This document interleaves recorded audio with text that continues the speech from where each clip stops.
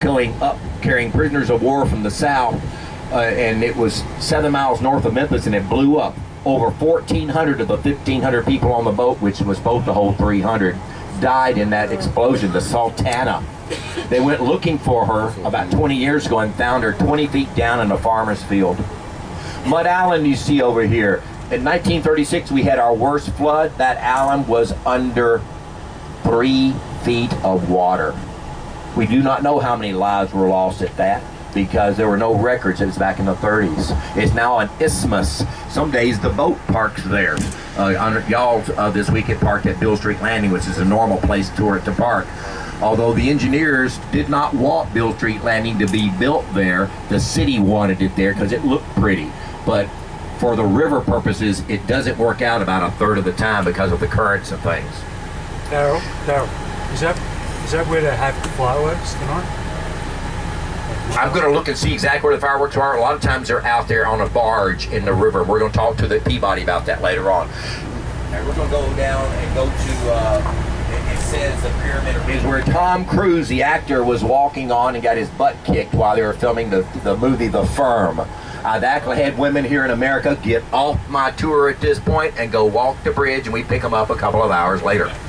I think that's a little overkill, but if that's what you want to do, if you're a Tom Cruise fan, we'd be happy to let you out in a minute, let you wander up and down the bridge for a couple of hours. It is free to walk around it. Now called Fourth Bluff Park, and it has been sold during the middle of the night. About 3 months ago, the city sold it during the middle of the night to get rid of it because it had a statue of Jefferson Davis on it, and they wanted it gone before we had the 50th anniversary of Dr. Martin Luther King Jr. being killed here. They sold that park during the middle of the night to a nonprofit that doesn't exist for $1,000. The land is estimated to be worth over $4.5 million. Elvis and one of B.B. King I want to talk to you about. Then we're going to talk about Mud Island a little bit more out the back door. So this will be one of our very first stops. We will be here about 15 minutes maybe. By the way, cleanest bathrooms in for almost 2 years now. Basically almost full time, because I'm the guy who will not say no. That's why I'm here on a holiday. What am I going to do? Sit at home and watch the grass grow? I'd rather be here with you. This statue of Elvis. This is the image of Elvis that we are selling in Memphis, Tennessee. Now this is the image. This statue is not for sale. I did have a lady come to me 2 tours ago at dinner and asked me how much could she buy the statue for. And I said, why do you think that statue for sale? She said, you told me this morning that the image is for sale. Yes, I did. This is the idea of Elvis. Did you see any fat Elvises out there at Graceland? No. There's only like 3 pictures of fat Elvis there. That's in the Elvis the Entertainer, which I hope you went to that particular museum. Got the wall 25 feet by 25 feet with every gold record he ever did on it. All of this.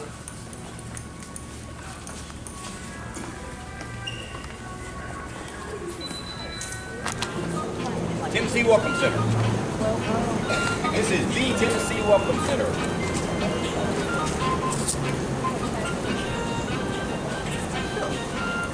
And everybody that has houses over there were scared to death that they thought, you know, just another foot and we're going to have water in our houses. And they were all trying to buy flood insurance.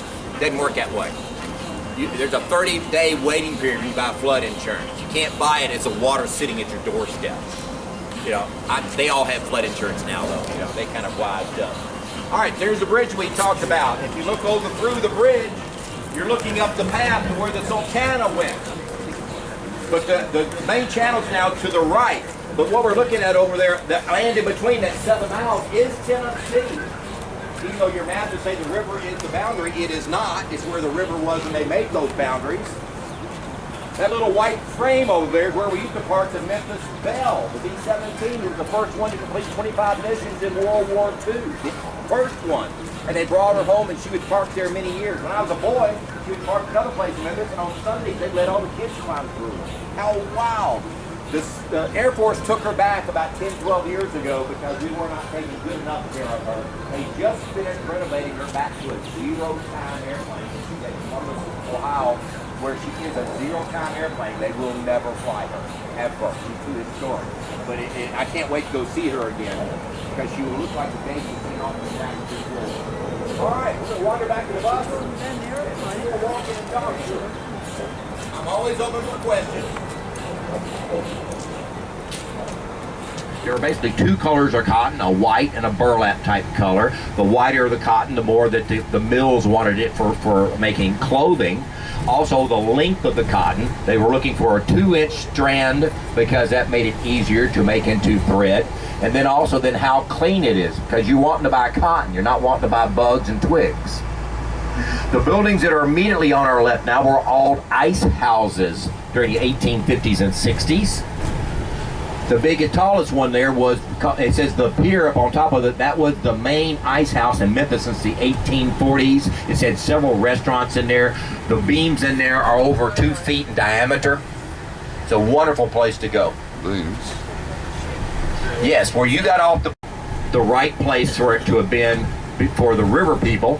The Corps of Engineers have to work continuously to keep this channel open. Just because of the way the river comes around the bend here and digs into here, it sometimes causes issues. But they had 3 other spots around here they can park in if this becomes an issue. This is also the beginning or the end, depending on how you want to look at it, of Beale Street. This is the very beginning of Beale Street right here. Now this bluff is why the Mississippi River has never moved down here. Nor it does move. Like I said, it's moved over 20 miles in the last 200 years, and it will continue to move. People always think that we are in charge of the environment or things like that. I got news for you. If this river wants to move, she's going to move, and we're going to say yes, ma'am. The river right now is about 1 mile wide. During this spring, it was 8 miles wide, and this was not a flood year. This is why the Indians lived over on this sand side, because within just a matter of a few hours, you can go from having a nice dry place over there to being underwater. Memphis is also the hardwood capital of America. All the land that you have seen up and down the river that is it all cleared out land for cotton and whatever, used to be hardwood forests. And then in the 1840s, they started cutting them all down because they could. And the Northerns wanted all the wood, and you're here on the Mississippi, and it was easy to transport it. There are pictures in our museum of mules, 20 of them hooked together, pulling stumps out of all the areas around here. Memphis not only was the slave capital of the South, we had 10 slave shops up to the beginning of the Civil War on Adams Street. We also were the mule capital of America through the 1950s, because that's what farmers used, are mules. Go a little slower. The obelisk sit on top of that. It fell down during a storm not long ago. The city is not sure they want to put it back on there. It happened in 1925 when he went out with his rowboat and saved 37 people who were drowning off a cruise boat out there. He could not swim, but on that statue it says he was a good Negro.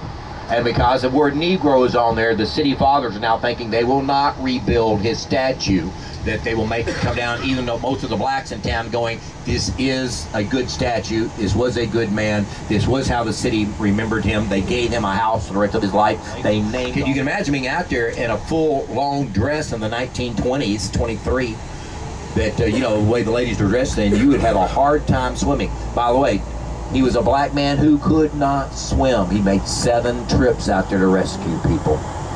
The bridges here in front of us are the original bridges in Memphis, Tennessee. My grandfather saw the very first bridge built in the late 1800s. Then we had the latest one was 1954 until we got the new bridge, 1973. Technically it's the Hernando de Soto Bridge, but everybody in Memphis calls it the new bridge. The big building that's coming up in front of us up here, we are the home of Holiday Inn International. It's, well, the actual corporate headquarters now is in London. Bass Brothers PLC bought them out. But Kemmons Wilson started Holiday Inn, and this was his flagship hotel, the Holiday Inn Rivermont. And this is one that in the 60s and early 70s, Gene Dixon predicted this was going to fall into the Mississippi River with an earthquake. Ooh. Now, and then of course, since that's empty, we moved the china cabinet away from the wall and got to paint the living room. So I think my mother was taking advantage of it. But if your mother tells you to take the china out of the cabinet, you take the china out of the cabinets. And that's what we did. Any what? Oh, cotton is grown everywhere around here. We're just not the capital of cotton anymore. It's Dallas. Yes, the Dallas is where all is graded now. Dallas instead of Memphis. We're going to turn right on Trump. It's after the bridges. Right on Trump. It's up and around. This one is a FedEx place too. We'll get to that in a minute too.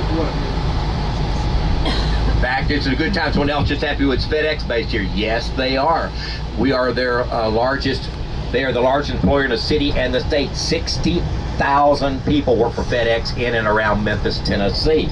He was in a Harvard business school. He wrote a paper trying to work on his master's, and his teachers gave him a D on it. In fact, it was rejected at first because it was a stupid, ridiculous idea that could never, ever work, and quit wasting the professor's time.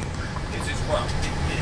And of course, now that liberal professor is probably going, wow, maybe I should have put some money into it. He started. Yeah. As they got it going, he tried to get it started in Little Rock, Arkansas, 150 miles to the west of here. That's where he wanted his first hub to be, and Little Rock turned him down because the airport is too close to downtown and they didn't want all that noise. So he came back to Memphis. Be interesting to see what Memphis would be like and what Little Rock would be like 35 years later if they had the 60,000 employees and not us. After that bridge down here, we're going to turn left on Main Street. Here's how planes land from all over the United States. They are carrying U.S. mail. They have exclusive contract for U.S. mail. Doesn't mean other airlines don't carry it, but the contract is with FedEx, and they sometimes sub some of it out. But they are the only airline that is allowed to carry U.S. mail. Around 2 in the afternoon, the planes take off, and they are carrying U.S. mail out all around the country and all over the world again. Around 9 to 11 o'clock at night, the planes land here carrying FedEx packages. And a roll around between 2 and 3, they all take off carrying FedEx packages around the world, and they rinse and repeat, start all over again. Most airlines will fly their airplanes 6, 8, 10 times a day. FedEx planes fly 4 times a day at the maximum. So of course they're getting great utilization on the airplanes. And by the way, it was a no-bid contract they got with the government on that. Pretty good deal. You're going to notice over the next few blocks a lot of vacant land. In the 1960s, America thought the best thing to do about all these old places around was to tear them down. It was called urban renewal. Tear it down, go down to the ground, start all over again is what they thought was the best thing to do for that. It obviously wasn't the best thing to do for it, but we have a lot of places in Memphis that are still never been rebuilt because we were the 5th largest city after the Civil War because the blacks had nowhere to go after the Civil War, so a lot of them came here. By the way, it was not the Emancipation Proclamation that freed the slaves. That had nothing to do with freeing the slaves. It only had to do with freeing slaves that were in states that were doing battle against America. It wasn't until Juneteenth, which is June the 19th, 1965, when a general went to Gallatin, Texas, and informed the slaves that they were now free because the war was over. That's when it actually happened. Juneteenth used to be bigger than the 4th of July. Here on the left is a little brewing company. The guys are building a train station. On this other corner over there is Meals. Now, that was a brothel. That was a whorehouse. And then this other store over here, it's now a escape room. That was a dry goods store. So because of these 3 things that were here, the brothel, the restaurant, and the train station, this intersection had a policeman directing traffic from the 1820s all the way up through 1964. The busiest intersection in town. This escape room, for $25 a person, they put you like you and 10 of your friends in a room, and they lock you in, and you get clues to how to get out. If you survive and get out, you get a t-shirt. I want to tell you, I'll bring y'all to my house and lock you in my garage for $5. There's some terracotta pots up here.